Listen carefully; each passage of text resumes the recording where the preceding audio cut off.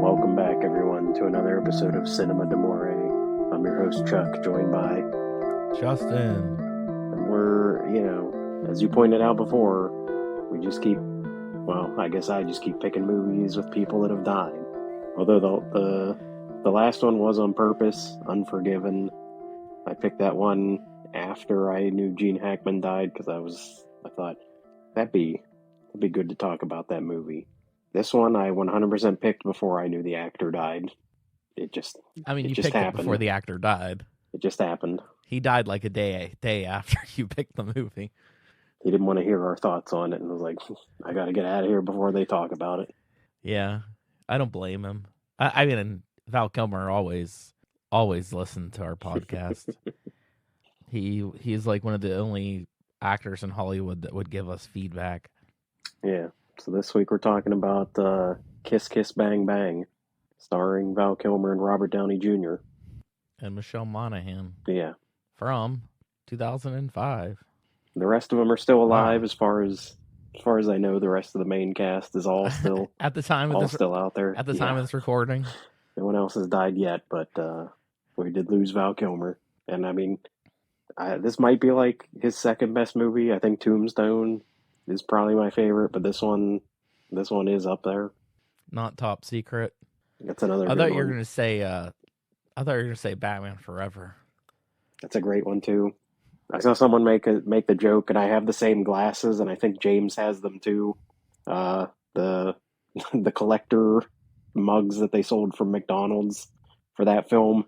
Yeah. Someone was like, "Gotta pour one out for Val Kilmer into my collector's Val Kilmer Batman Forever mug."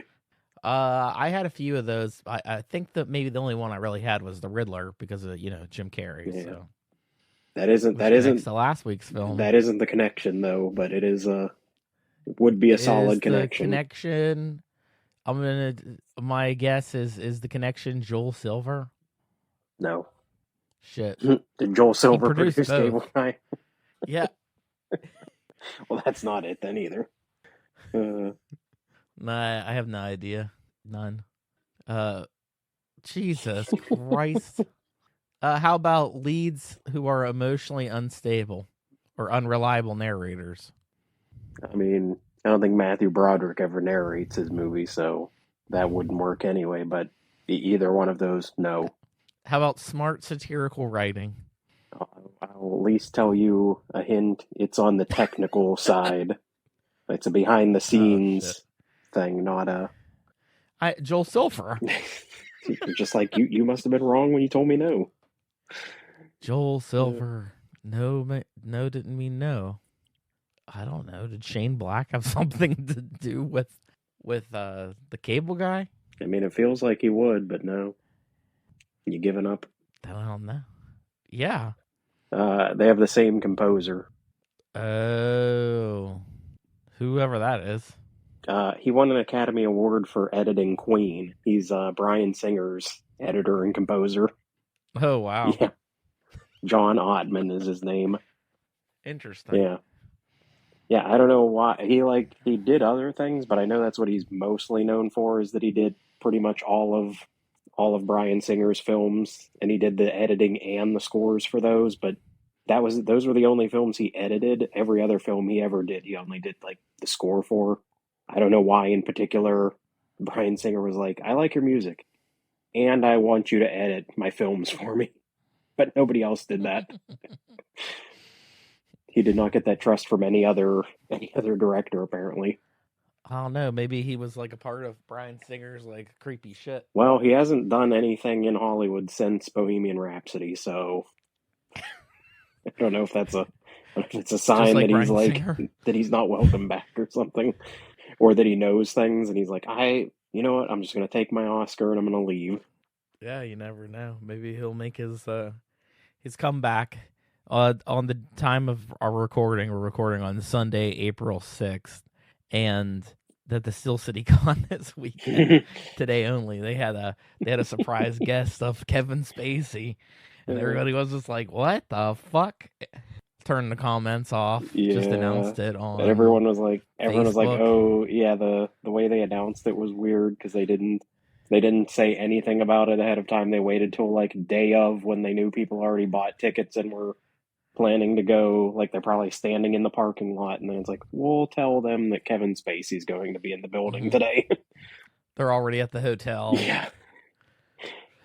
I'm sure there was probably like not even guests. I'm sure there was also probably like other celebrities or something that were there that probably also were like not cool with him being there. Oh, I'm sure of it. Yeah, that was very weird. That was not something I expected to see today. It was I mean I wasn't planning on going to it in the first place, but just kind of out of nowhere. I mean they did a photo op combo of him and Stephen Baldwin. They did a Usual Suspects reunion for today too. So bringing it all back to him, to Bryan Singer. Did you? You should have ran out and got one. I know. Yeah. When else am I going to get that opportunity? I'm sure the line wasn't that long. Maybe they had like Ansel Elgort. You could have got like a Baby Driver or something. Yeah. Really rope in all the guys with allegations. Sounds like a terrible thing where we would have like a convention, but it's just people that are terrible people. It's like, Stephen Baldwin, you don't have any allegations, but you're just not a good actor, so. We have Harvey Weinstein from jail. He's just on a constant Zoom stream.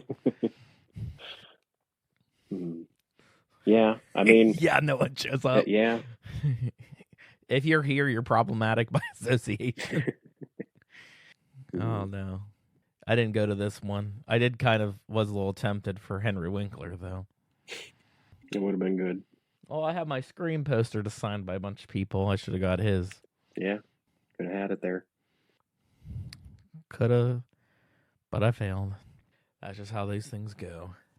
But Kiss Kiss Bang Bang, same composer. Yeah, that's how we were. The music's connected it. I guess the music's all right in both. I honestly can't even think of the music. Yeah, I feel like mostly in Cable Guy, you probably think more of like the '90s soundtrack from that movie more than the score in general.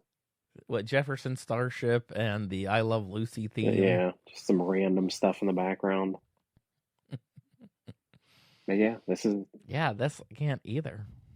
He's one of those guys, I guess, that he's not super obtrusive. I mean, even thinking of all of Bryan Singer's movies, the only one that I could really think of the score, and I think it is really stands out, is probably Usual Suspects. Like, I probably couldn't tell you anything about the scores for the rest of his movies, other than Superman Returns. But that was John Williams. I think that was the only one that this guy didn't technically work on, because they brought John Williams back for Superman.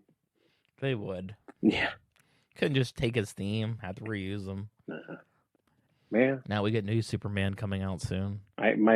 Called Superman. I couldn't remember.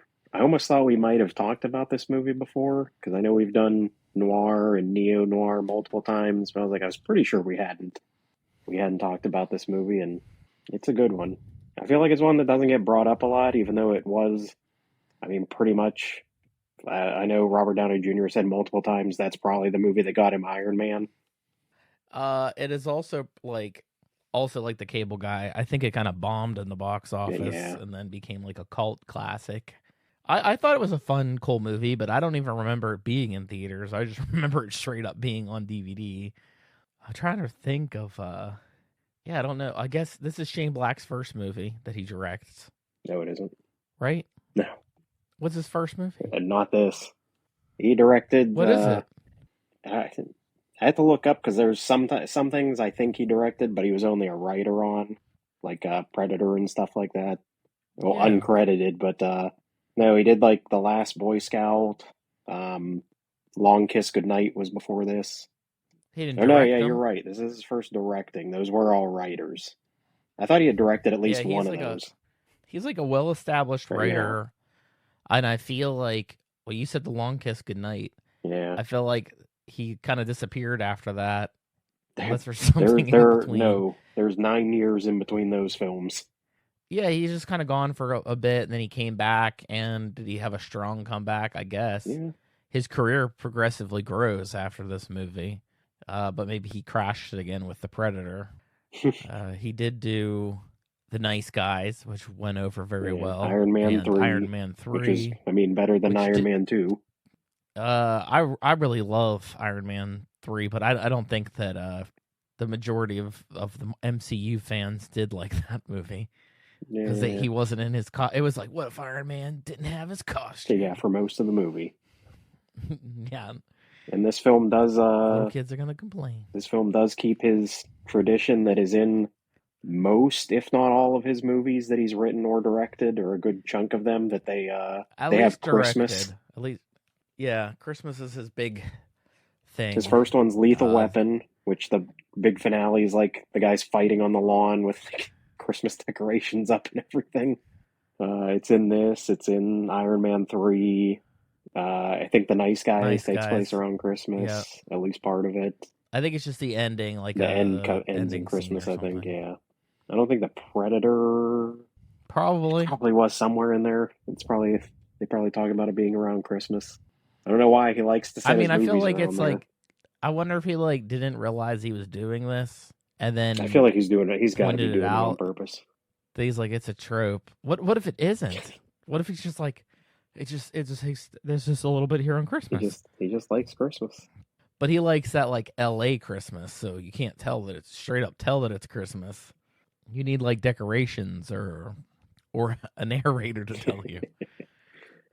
I do like Robert Downey Jr.'s terrible narrating in this.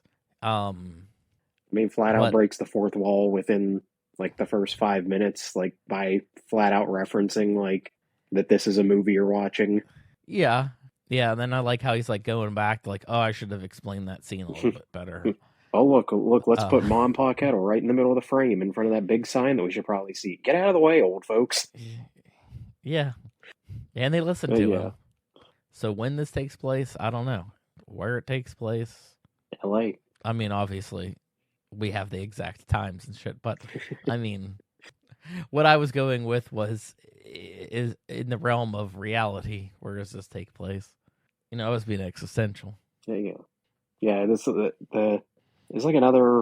I don't even want to say like weird plot point, or it is just odd. Multiple times throughout this movie, I guess it's assumed that he's talking to a son that he has about like getting him a toy. And the kid's like, "I want this." He wants this RoboCop type action figure from this TV show, Mm-hmm. and that's like the first thing we see is he's talking to the kid, and while him and this other guy are breaking in to like a warehouse stealing things, and he's like, I'm gonna get it. And they're like, wait, are they open? And he's like, yeah, of course they're open on Christmas Eve. Like, of course they would be. Christmas Yeah, hours. Christmas hours.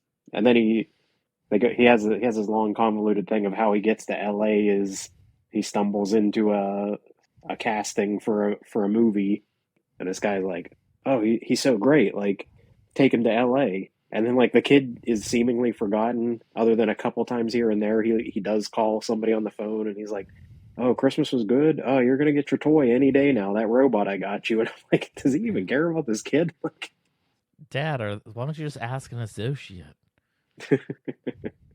Dad, no, that was a toy from 2 years ago. It's like he's in the bar looking in the bargain bin. yeah, which I yeah His partner gets violently murdered. yeah because There's like a lady that's like trying to be a hero. their break in doesn't go too well. When you hear his friend has the gun, and when they're walking down the street running from the alarms, and he's like, "Give me the gun," and the other guy goes, "You give me the bullets." It's like the one guy's carrying the gun while the other guy carries the bullets. That's how they split up their duty there. Yeah, then when he breaks into the casting call and he's got the script and they're like, "You got your partner killed." So he's just reminiscing about his buddy that just got shot just violently like a couple minutes ago. Yeah, Yep. Then he's getting invited to fancy parties. meeting up with the people in Hollywood, like Gay Perry, which is a great name, and I do like. I mean, they're back and forth with him and Val Kilmer. I mean, it is what makes the movie. I think he definitely. That's Shane Black's other thing, I guess I would say, is he definitely likes buddy movies. He loves to have like two main leads that just bounce off of each other throughout the film. It's obviously in this. It was in Lethal Weapon. It's in Nice Guys, like, Are you gay? Not anymore. I'm knee knee deep in deep in pussy pussy. Just now. kept the name because it's so cool. Yeah, I mean, this is yeah. Val Kilmer just has those great lines, and he plays everything like so sarcastically. Like, there's not a single line that he says in this entire movie that he says seemingly with any sincerity at all. It's like always constantly like sarcastic from everything he says to him. You know what you'd see if you He looked does have up that cool. idiot in the dictionary? A picture of me? No, the definition of idiot, which you clearly are. Yeah, I just saw that the other day. Like that reposted that scene online for some reason. Yeah. I feel like you saw it and you were like, kiss, kiss, bang, bang. That's what we're doing. Now that where they're all tied up and he does that shot where he's like being like, I think that you're gay and I think you like me. And then he looks like he's like going to like pull his dick out or something, but he just has that tiny ass gun and he shoots it through his pants. And he's like, yeah, homophobes will never check there. Yeah. This does have a uh, I mean, it does have almost your exact perfect noir plot line, which is, I mean, you do literally have to have the characters almost explain it to you because there's just no way you could ever figure out what's going on if you just watch, because everything is just so spun around. You know, he thinks he's going for just some random surveillance. It's like, I don't know, I got paid $2,000 to watch this guy, which then turns into them finding a dead body, people getting dumped over, you know, cars flying out into the lake. Accidentally shooting the dead body and then being like, they're gonna think we killed this person. Quick, give me my gun. Oh, I already threw it away. You threw it next to the car? Great, perfect. So Hey, Robert when Down. they drag the river, when they Yeah. drag the lake, they'll find the car and my gun right next to it. Yeah, I mean it is funny. And Robert Downey Jr. Well, he kills like 2 people in this thing, like once. But he's like straight up murderer. It's yeah. So it's a little easier maybe the second time that he has to kill a guy, but Mm-hmm. Yeah, that's a pretty, and it feels like a pretty brutal scene for some reason for just being squibs or whatever when he's shooting the guy with the silencer, yeah. and the guy's like has that like you son of a bitch look on his face as he keeps like putting bullets into it. Yeah, this movie is very. I mean, yeah, it has a lot of very violent moments. I mean, he gets his finger chopped off, which is a Mm-hmm. hilarious scene. He cut my finger off. Yep. So Then that dog that takes his finger, and they're like, "Dude, you just got to get your fingerprints." He's like, "My the fingerprints fingerprints, walking away from me right the now." dog has the finger with the print on it, and then yeah, you know, Val Kilmer. Look, you just need to get the finger from the dog, kill the dog. We're good.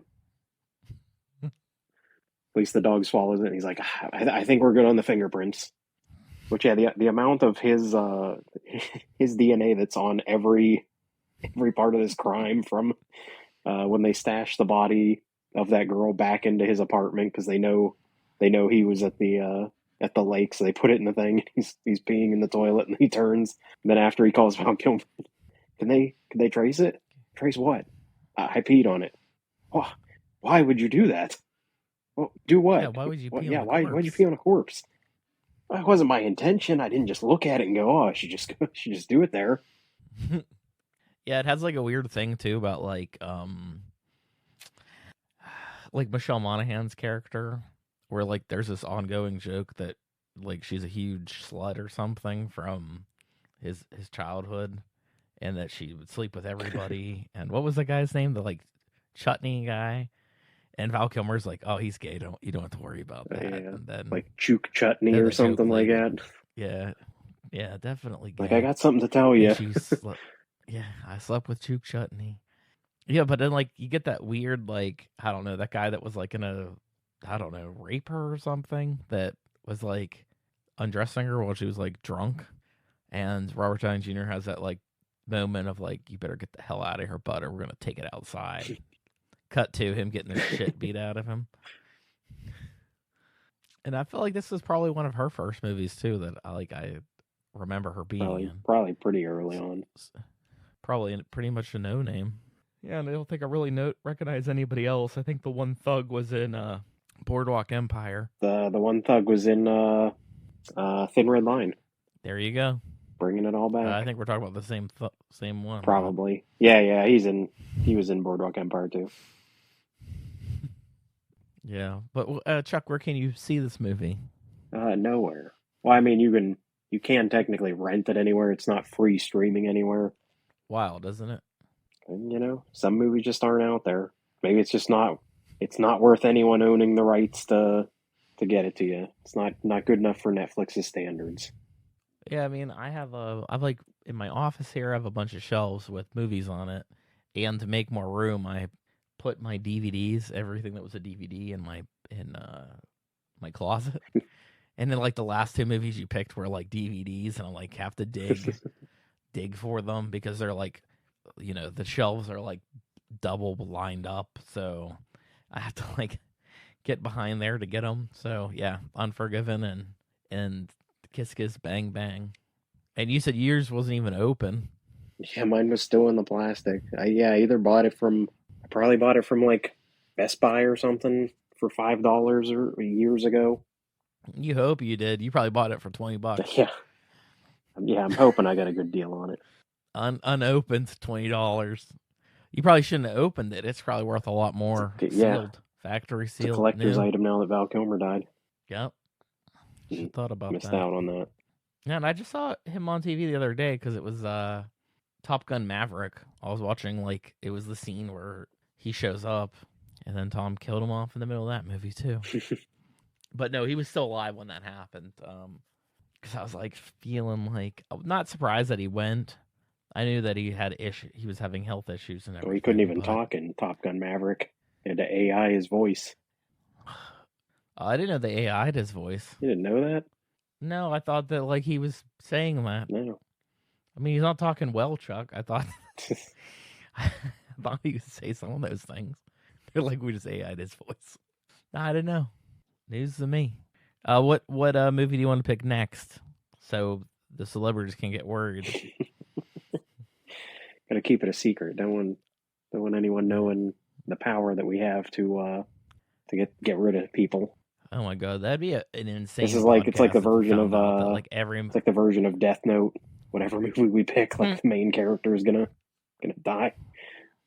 Make that. Haven't exactly been the protagonist yet, but yeah, not necessarily the main character, but like the co-lead. You get the co-lead, yeah. The second bill, the name. Make that into a movie. Two guys that have a podcast, and every movie they pick kills. If you're number two on the call sheet, and you're on from the movie that we pick, your days are numbered. It's like an ensemble movie. It's like Ocean's 11. It's like, who are we saying is the co-lead? Brad Pitt? We're saying that's a Brad Pitt movie with George Clooney, or a George Clooney movie with Brad Pitt? And what about Matt Damon? He's like a third. Yeah, I mean, it's definitely a George Clooney movie just because his name's in the fucking title, so we got to give him that. George Clooney's the only one that's safe. Yeah, I would say it'd be Brad Pitt in that scenario. I don't think it's Matt Damon. I think Matt Damon's third, like you said. He's too low on the card, just a little bit. His name's a little bit. He might technically be under Julia Roberts on that list for that one. So, is Julia Roberts in the first movie? Yes. Or did you jump to Ocean's 12? She is 100% in that movie. Oh, well, it's been a while. Well, there you go. I'll figure out a way to connect it to Ocean's 11, so we can do that next time for you. I'll figure out a way to connect it to whatever you pick. Hey, you know what? I only have that on DVD, so I'll have to dig it out. I'll have to dig it out of the closet. Yeah. Yeah. Yeah, I feel like there's a couple movies that have been that way where I'm like, I have how many streaming services? It's not streaming on anything. And everything's like, you can rent it. And I'm like, no, I fucking own it. I'm not going to pay to rent something that's literally in my house. At least sometimes if the rental's like not too ridiculous, but the other times you'll get and it'll be like $20. I'm like, there's absolutely no way I'm paying $20 to rent that through Amazon. That's a rental? I think that's usually like you bought it. Oh yeah, sometimes you can't rent it. You only can buy it. Yeah. Crazy. I'm actually kind of surprised that has this been released on Blu-ray? I feel like I'm sure it has been, at least. at some point. I feel like it would be more revered now. I mean, I don't think it's the most like substance heavy movie that Shane Black's ever made, or any of them really. It's just fun, just a fun take on noir. Yeah, it's got some good references to other. I mean, I think it's probably its biggest reference is 100% Chinatown. It definitely you could definitely tell Shane Black loves that movie. I even in general the subplot of uh, Michelle Monaghan's dad being like a predator with his daughter, like, and then it gets the ending of Val Kilmer shows up at that guy's house and just slaps him. Mm-hmm. If I could get out of this bed, oh, but you can't, can you? Slaps him again. He slaps him again. Yeah. Yeah. There's some I do like those moments at the end of this film where it's kind of that Robert Downey Jr. brings up multiple times like, oh, I know what you're thinking. This is the time when you'd say, oh, there's no way that happened, and they just brought all the people back, and then I do like when he brings all of the characters back that have died throughout the movie, like the two gangsters and the girl with the pink hair, and then Abe Lincoln's there. Like, we brought back everyone that died. Like, but that's not really how it happened. Those guys didn't come back. It was only Perry. Yeah, that probably adds to it feeling a little convoluted too. Yeah, he does make a reference to a very timely reference to Return of the Kings. And they get to like the next. Oh, but then we went here, and he's like, I know I've seen Return of the Kings. This isn't going to have that many endings. I swear, this is just the last one. Return of the King. Yeah, now he's coming back for Marvel. He's the new Doctor Doom. I think the only other movie we've talked about it before that I think had like boosted his career is probably Zodiac. I mean, by that time, he would already. No, I guess he would have been cast like right after filming it, but I'm sure it had nothing to do with his casting as Iron Man, the Zodiac movie. You don't think David Fincher was sitting there and is like, man, that Marvel movie really makes me think that this guy would be the perfect for my character in my super dark, depressing serial killer movie. Well, I meant it the other way. Like he's did the same thing, and he saw Kiss Kiss Bang Bang, and he was like, "Oh, I want Robert Downey Jr." I mean, probably, yeah, probably worked out more that way instead of like what Chaplin. Yeah. Like, oh, what's that Chaplin guy doing? He's still like, I don't know. I can't figure out. Feel like I can't figure out what Robert Downey Jr.'s deal is. He goes from some movies to being really great, like stuff like this, or he was in Oppenheimer, won an Academy Award for that, and then he'll do dumb things like Doolittle, and I'm just like, what are you doing, man? Like, how do you go back and forth? I mean, Doolittle seems like a more of a dud than most of the things that he does. Yeah. I'm not saying he's a terrible actor. Sherlock Holmes ones were a little bit more goofy. Yeah. Not bad, but I don't know. Kind of weird for Robert Downey Jr. to be Sherlock Holmes. But yeah, now he's gonna be. I don't know. Feel like maybe he wants some more of that money. He's like, these other movies are good, and I like winning awards, but I'm sure Oppenheimer didn't pay what Iron Man was paying. Well, maybe he was tired of like, I made enough money, I can't do Iron Man again. And they're like, we want you back, but as a different character. And he's like, I'm game. I like the money, and I'm not the same person. So yeah. But I guess it is interesting because we don't know how he's going to play that role. Like, are we going to see him ever before that mask gets melted to his face? Yeah, is it all just voice acting? He never even actually filmed anything. Just recorded lines. Or you think it would have that like chance to think like, oh, it's Tony Stark, and it's like, no, I'm Dr. Doom. What's his name? Victor Von Doom. Tony Stark? No, my name's Victor. Victor Von Doom. That's just what I imagine. Yeah, it would be really fucking weird to like hire him, pay him all that money, but he's just a voice. And he could do like a weird voice. He could be, I mean, I know Groot's not a good example, but to be like, yeah, that's Vin Diesel.